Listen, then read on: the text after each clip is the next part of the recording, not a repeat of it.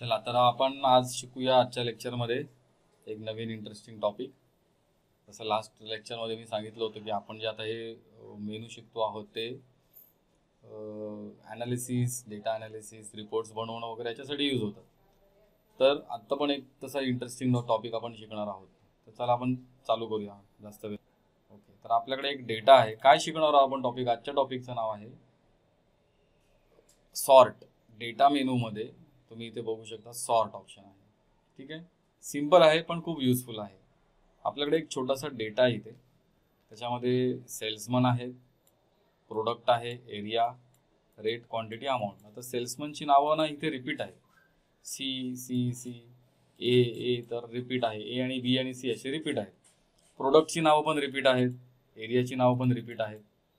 ठीक आहे, तर आपण ह्याच्यामध्ये सॉर्ट कसा वापरायचा आपण हे बघायचं. मग तुमचा जर डेटा प्रॉपर असेल, हा डेटा प्रॉपर असेल, तुम्ही जस्ट क्लिक केलं आहे आणि जर या सॉर्टमध्ये जातात तर त्याने ती शीट ऑटोमॅटिकली, तो डेटा ऑटोमॅटिकली सिलेक्ट केला. तुम्ही जर डेटामध्ये रो रिकामे असतील, काही कॉलम एम्प्टी असतील तर या डेटा प्रॉपर सिलेक्ट होत नाही. ओके, तर डेटा हा प्रॉपर असला पाहिजे, कनेक्टेड असला पाहिजे, गॅप वगैरे नको त्याच्यामध्ये, तर तो ऑटोमॅटिक सिलेक्ट होतो. मी सिलेक्ट नाही केलं आहे, तो ऑटोमॅटिक सिलेक्ट झाला. ठीक आहे, तर सॉर्ट आपण इथे बघू शकतो. इथे कशाने आपल्याला सॉर्ट करायचं? मला salesman wise A to Z मध्ये सॉर्ट करायचं आहे. ओके, तुम्ही बघू शकता इथे ए ची नावं ए बी आणि सी है ना, असेंडिंग ऑर्डरमध्ये इथे अरेंज झालं, A to Z मध्ये अरेंज झालं. तर हे सिम्पल सॉर्ट आहे. अजून एक त्याची लेवल दाखवतो मी.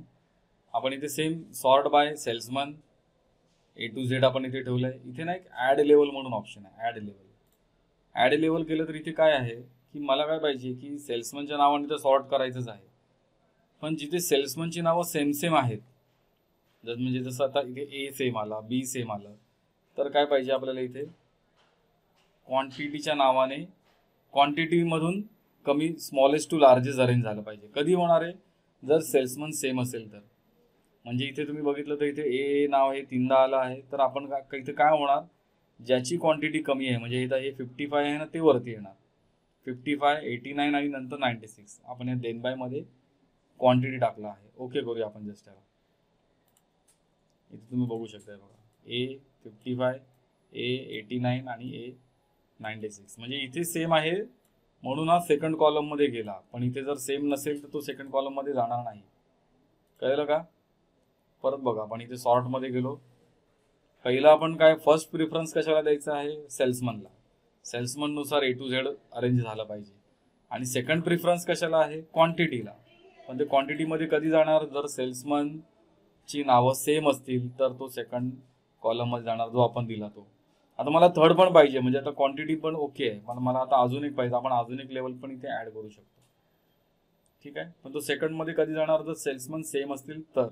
सेल्समनची नावच वेगवेगळी आहेत तर तो सेकंडमध्ये जाणार नाही, देन बायमध्ये जाणार नाही. तर सॉर्ट एकदम युजफुल आहे, सिम्पल आहे, छोटासा डेटा आहे. तर ह्या छोट्याशा डेटामध्ये प्रॅक्टिस करा, नंतर तुम्ही मोठ्या डेटावर तुम्ही प्रॅक्टिस करू शकता.